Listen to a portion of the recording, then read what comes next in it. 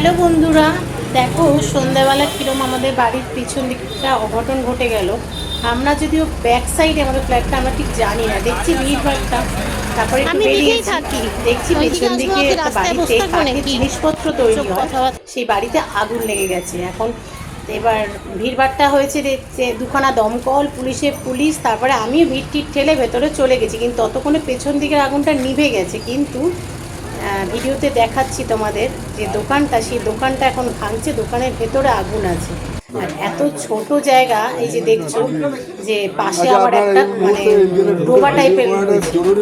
আর যাই হোক, আমি আর বেশিক্ষণ দাঁড়াইনি, কারণ ওখানে যত ভিড় করবো তত ওনাদের কাজ করতেও অসুবিধা হবে।